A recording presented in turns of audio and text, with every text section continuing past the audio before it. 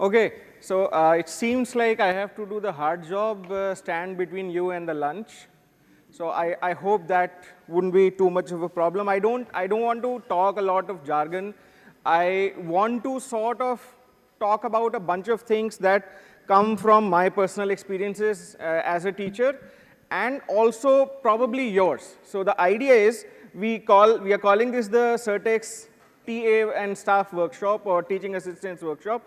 The point is that it begins when you also understand that you also carry a very similar responsibility as the instructors. If you are blindly grading, blindly checking assignments without understanding the mechanics of what has gone into instruction of that course, solving problems and so on, then you're sort of doing a rather black box kind of a thing where you don't really know. You're looking at answers, but you don't have an idea about why the student has answered a given question in a particular manner. And that will have a bearing on how you grade, that will have a bearing on how you check assignments, and in that sense, that will basically, in some sense, act as an impediment of your own learning. Okay? So one of the things that I think it has been said earlier before also is, one of the things that teaching does is it also helps us get better at the material that we want to impart. Okay? Teaching is one of the best ways of learning, and as TAs, you have got this opportunity to learn, relearn maybe a bunch of things and to discover a bunch of things as you are going in the course, attending the classes maybe with the instructor, looking at how students are responding, giving answers, and getting into the mix of things much before you yourself have come to this side of the table. And it is important, therefore, to understand that at a point when you sort of come to the other side, some of you may probably go on and take academics, some of you will not, but you are and we are both teacher and learner at all times. We are teaching, we are sharing our knowledge with not only our students, but also our siblings, our friends, our children, at a given point in time. So when I say teaching and when I address you as a teacher, it basically means that you're teaching or you're sharing your knowledge at any given point of time with a large variety with a diverse group of people. Okay? So today what I wanted to talk about is some cognitive, I am a psychologist, so I'll try and take some cognitive psychological perspective on this process of teaching learning. But given that I'm standing between you and the lunch, I'll not waste a lot of time on jargon. Let's see if I can move ahead. Maybe the pointer is not working. Okay, so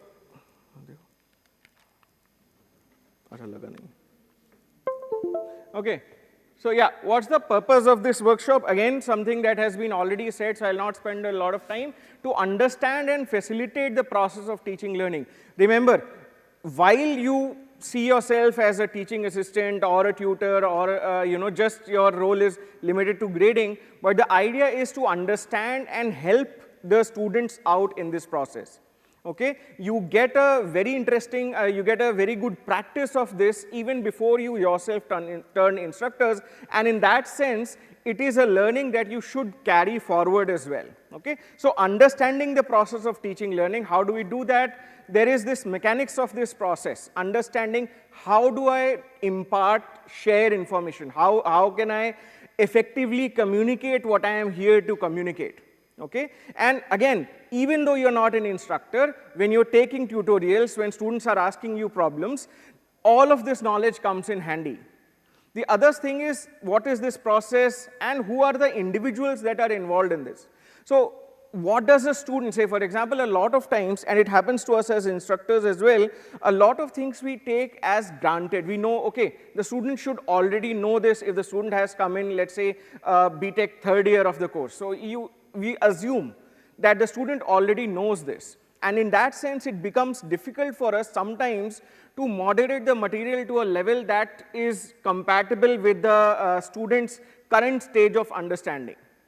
And that is also, in that sense, if you see, it is very important that we are sensitive to these things. We are sensitive to the current state of knowledge of the student, because that basically functions as a foundation for their learning.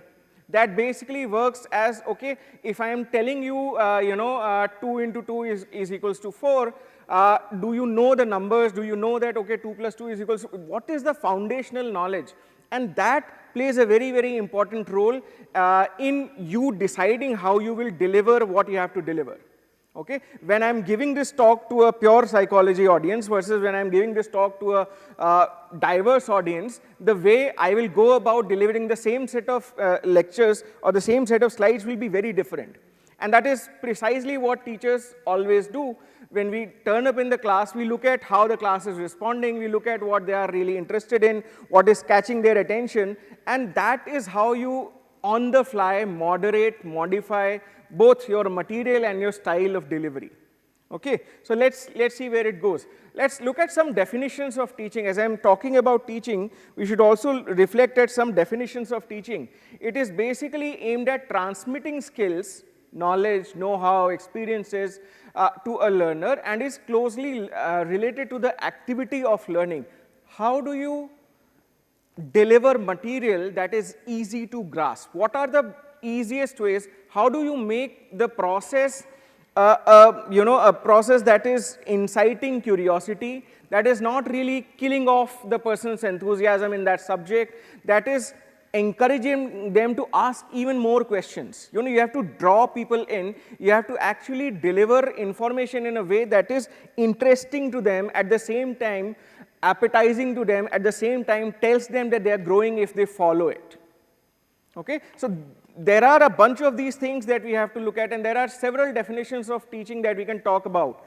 And these definitions come from various perspectives. As teachers, for example, I have my colleagues here, all of us will have a very different personal philosophy of teaching that may overlap in some cases, that may not overlap in some cases, and technically this is something we were just discussing, that everybody, when they take to teaching, they discover their own ways to optimally deliver material.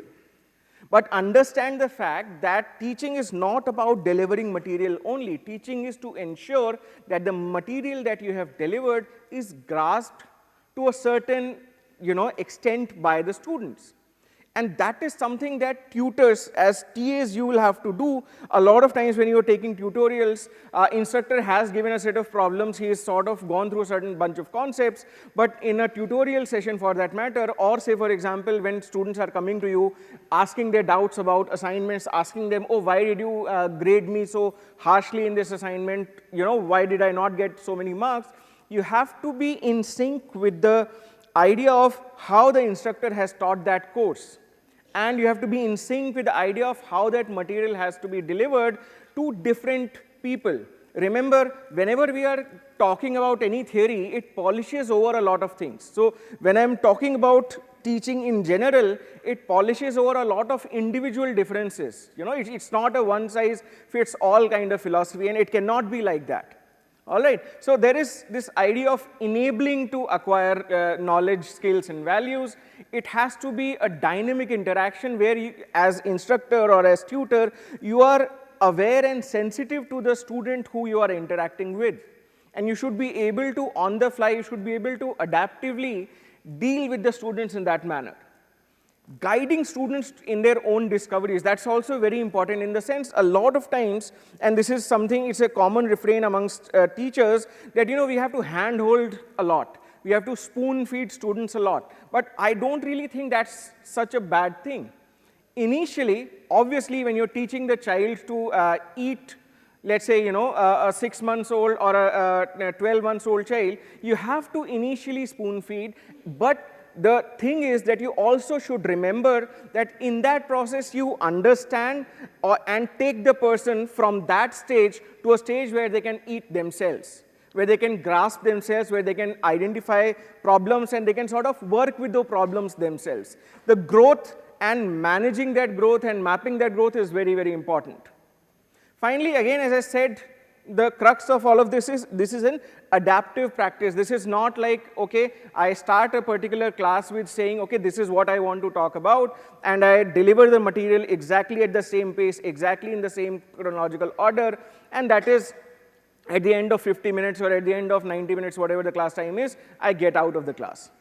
a lot of times when you are teaching, when you are talking to students, you get a sense that, oh, this concept probably I need to do it second time or third time or a fourth time without, being irritated by that. Being patient and being a partner in this teaching learning journey is therefore very, very important. Okay? So again, much with definitions, there are too many of them to, actually care a lot about, but it's a transformative practice. It's all about communication. Remember, teaching or instructing or helping through assignments, etc., is a lot about communication, and at the same time, as I said, growth. It is about encouraging students' critical thinking abilities, and that is something that I'm sure once you start interacting with more and more students, I thought that some of you are beginning your journey of TA-shape, but it should sort of give you a sense that you interact with students more and more, understand what are their processes in grasping and imbibing materials, and in that sense, take that journey along with them. See, teachers are constantly learning along with the students. They are constantly discovering new things, and this is something that is very interesting about IIT Kanpur, that you are interacting with some of the brightest minds here, at all levels, at a BTech level or an MTech level or a PhD level. It is a privilege that we interact with some of the brightest minds, and it is always that we learn also in this mutual interaction. Okay, so this is something that we have to talk about. Now, what is cognitive about this process? If you Google the definition of cognition, it is basically about understanding something, okay? How do we understand information? And there are a number of metaphors that you can sort of talk about, cognition using, but what is it that we are trying to do when I say, oh, I want to talk about the cognitive aspects of teaching and learning?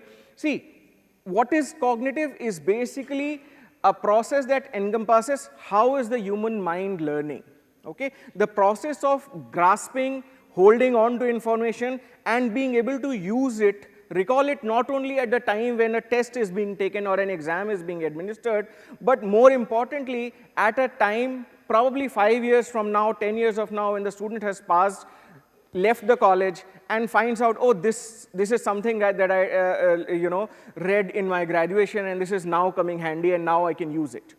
Okay, so it is very interesting. It's very important that learning is delivered in such a way, and we understand how this is done. Okay, and then if we start talking about these things, if we start talking about how does the human mind understand anything, you have to talk about 3 very important factors: the nature of the information, what is it that you're delivering, how you are delivering it, the manner of delivery of information, as well as the mental state of both the teacher and the learner. Okay, I think Amit mentioned a while ago that, when you are interacting, the people on the other side are also, human beings. They are probably going through the same set of emotions that you are going through in a different way or in a different context altogether. A lot of times you will find, sometimes, when as an instructor you turn up for a class, you're not feeling up to it. You want to sort of be very happy, and you want to be very engaged with the students, but something that is going on in the class puts you off, and it's very difficult to come back and teach with the same enthusiasm.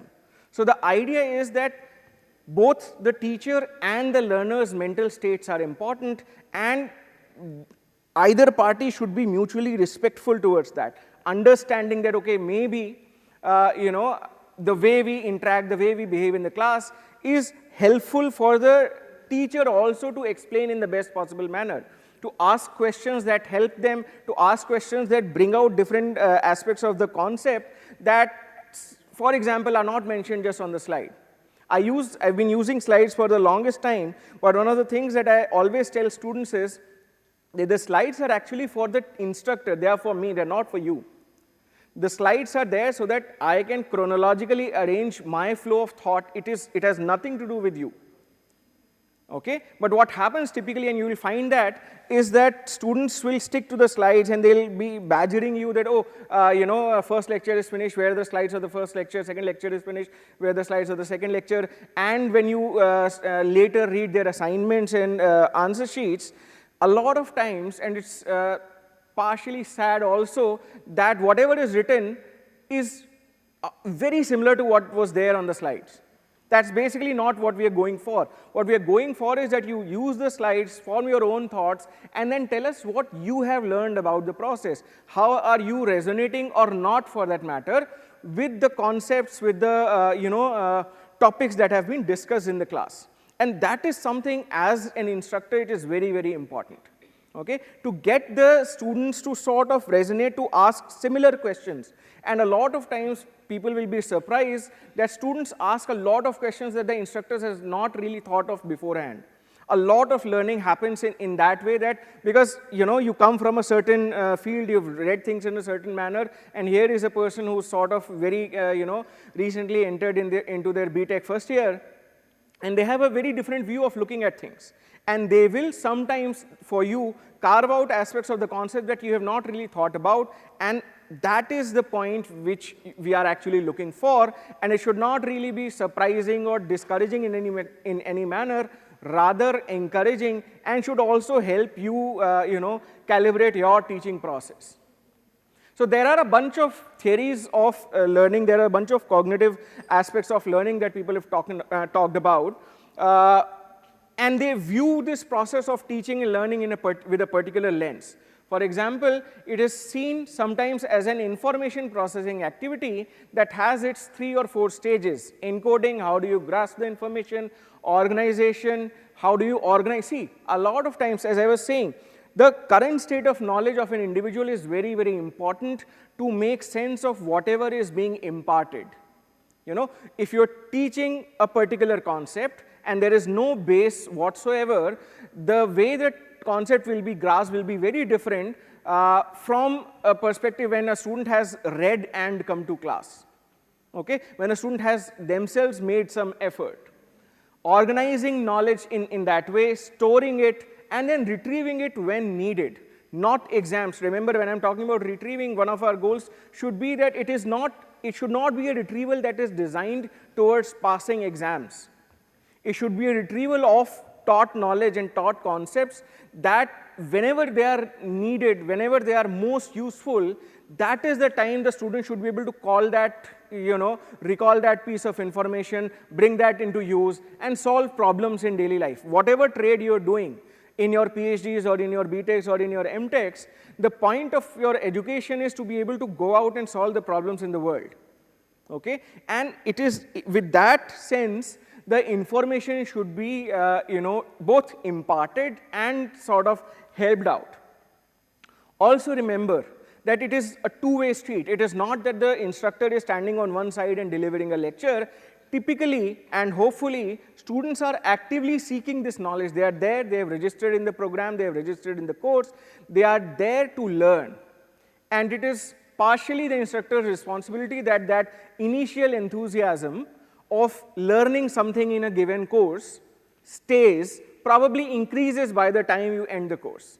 All right? So the idea is students are actively seeking knowledge and they are actively constructing understanding on the basis of what they already know, mental models about how the things work, how a particular theory, how the world works, and also form new strategies of using this knowledge.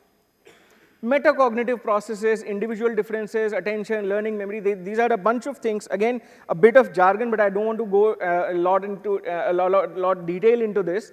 But the idea is there are a bunch of these individual differences that also shape the individual's learning process. Each student has a different way. So I teach memory sometimes in the cognitive psychology course, and in one of the examples, there is this example of 10 students who are all given the same concept and who are asked, oh, how will you learn this concept for the exam? And the 10 students will give very different responses. They'll say, oh, I'll form an image. Oh, I'll form a story and I'll use that concept as a character in that story. Or I'll write it down and I'll write it again and again. Or I'll just remember as given, let's say in the book or on the slides, and I'll come back with it. So people have different ways of learning. People have very different styles of learning. It is important for us to not sort of disturb that difference, but also to guide them towards a process that works. Because in this process of learning, a lot of times we discover, oh, this does not work. You will adopt several different strategies over a period of a course, and you'll say, oh, I think this works and this does not work, and that process of discovery of how or what kind of learning works best for oneself is also very important and is equally the responsibility of the TA or the instructor to lead the students to. Okay, so I actually have a couple of theories I wanted to talk about, but I'll just talk about one in the interest of time. This is the information processing theory. Again, this is couched in a metaphor that has been used for cognition for the longest time, which is this information processing approach to cognition, which basically says that the human mind is like a processor that receives input, processes that input, and delivers information. Okay? It is basically derived from, there was this information processing theory by Shannon and Weaver in 1950s. There is this computer metaphor, there is a hardware, there is a software, there is a program. There are a bunch of these metaphors that lie at the, background of this.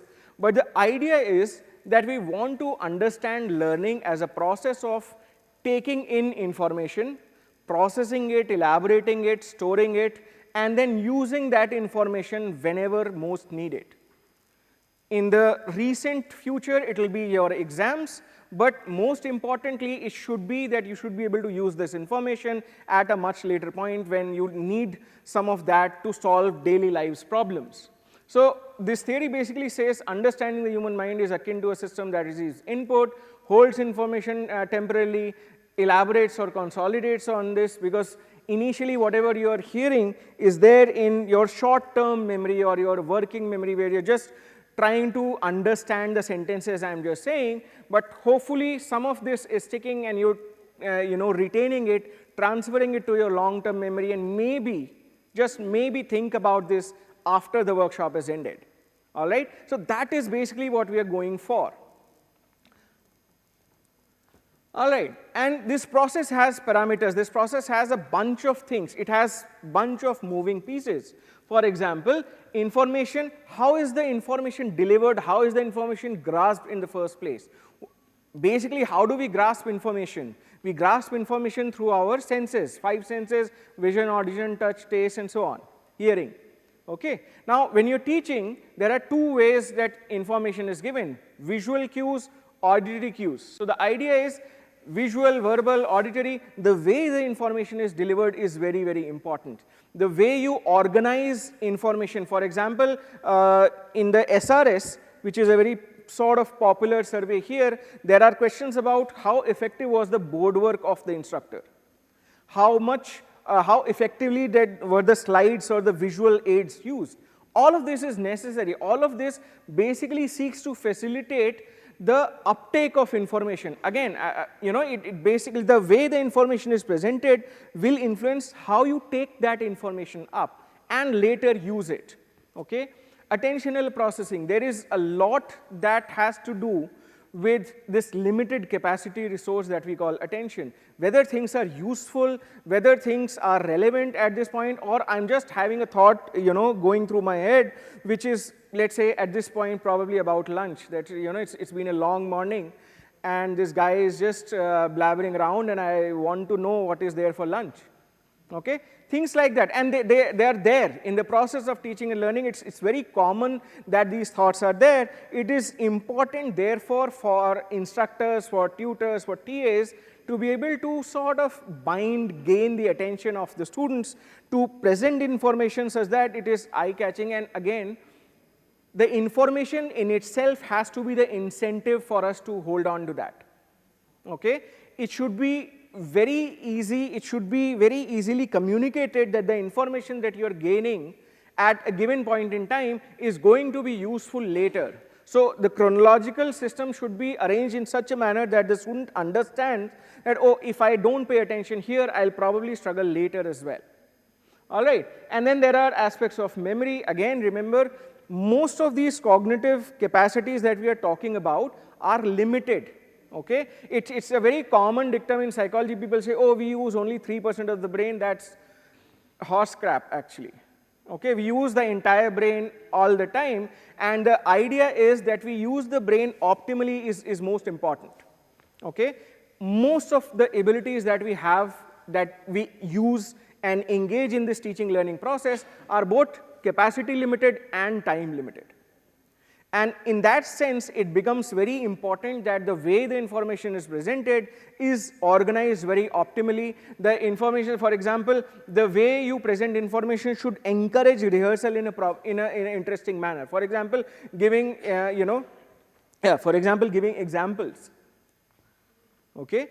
Giving examples is very, very important, because once you start giving examples, you are basically creating an analogous situation where the student can actually, mount upon and say, oh, this concept probably works in this particular manner. And it makes easy for them to rehearse this, for them to elaborate upon this, and then store this so that they can use it later. Finally, long-term memory, how do you keep this information for the longest time? If things are useful, if you understand that this may be handy 5 years from now, it is already, and that is what you have to communicate. When we are teaching, the most important thing is to be able to communicate the value in what you are imparting. Unless the value is communicated, see, the human mind is very miserly. Okay? Miserly meaning that it wants to spend resources in a very economic manner, very efficiently. You don't want to invest resources and time in things that you think are not going to be useful at all. All right? And that is again something about the mechanics of this process that we should understand. Okay? So I'll just quickly wrap up with this last slide, or maybe there's one more after this I'll cover. What are the direct implications of this understanding? How do you sort of use this understanding of the teaching learning process? How do you use the understanding of the mental processes of an individual to impart information? Impart information in an optimal manner so that it is grasped better. Things like, using visual cues, colors, graphs, diagrams, presenting information in an uncluttered, easily organized material, easily organized manner. And again, remember, everybody's organization scheme is different. You have to be able to communicate, okay, this is how I am organizing, and this is why this is better or worse, or just an alternative to the other organizing schemes that may exist. Okay? Information, when it is disseminated in a chronological manner, in a manner that sort of is graded in a sense that it is useful, that is when it is best grasped. Okay? And that is therefore very, very important. Also, it is very important, again I said, most of these abilities that I'm talking about are capacity limited, they are time limited. So what would you not want is, you will not want to have any irrelevant text, off-topic detours, things that are not directly relevant to the concept at a given point. When you're giving an example, it is very easy sometimes for us to, even as instructors, and it happens to me a lot of times, sometimes when I start sharing examples, once in a while I'll realize, oh, that example probably was not the best one. It was not most directly related to what I am talking about, or the concept that I intended to impart at that given point in time. So any off-topic detours, they basically, they distract the students, they distract the learners, and in that sense, they defeat the purpose of how learning and teaching should happen. Rehearsals, as I was saying, information presented or should be presented in such a way that it facilitates rehearsal. You have to allow time for people to grasp information. Spaced out presentation of information, small chunks of concepts in given point in time. In a given class, we have around 50 minutes in the normal semester. In 50 minutes, typically I try to give out maybe one, at max 2 concepts. If you're doing 5 concepts within a period of 50 minutes, it will cram their brain up. It will make it very difficult for them to understand any of the 5 concepts very well, if compared to if you were just giving 1 or 2 things. All right. So this is therefore that important. And then facilitating attention, encouraging people to engage by outlining very clear learning goals, indicating what are the important informations, what are the relevant headings for something. What is the flow of information? Flowcharts are therefore very important. Understanding that, say for example, if you've taken somebody to a lab demonstration, there are steps in which you want to operate, you want them to operate, you have to be able to communicate that well. This is step 1, this is step 2, this is step 3, and you cannot go from step 1 to step 3 because of reasons X, Y, and Z. All of that communication is therefore also very important. Finally, assessment and retrieval is of paramount importance, because you want people to be able to bring that to mind as and when they want it, not merely in tests, but also when they want to use this information. There are a lot of theories about the utilities of regular tests. Professor Harbola was talking about the importance of feedback. Again, all of these things are calibrated in different ways. How frequent should the feedback be? How quick the feedback should be? How, what should be the nature of assessment? What kind of tests are we designing? If, for example, you're designing assignments and so on, that also has a bearing on how, or should draw from how the instructor has imparted the information and how you want the students to learn that. Okay, so again, I'll wrap up with this one, and I'll just say that it is an important thing that we look at this as an interactive process. We try and understand teaching and learning not just as a black box, but also try and get behind the box and understand, okay, what are the mechanics of this process? How do we become most effective teachers? And in that sense, how do we facilitate this process of learning? Okay, I'll stop here. Thank you so much for attending. Thank you.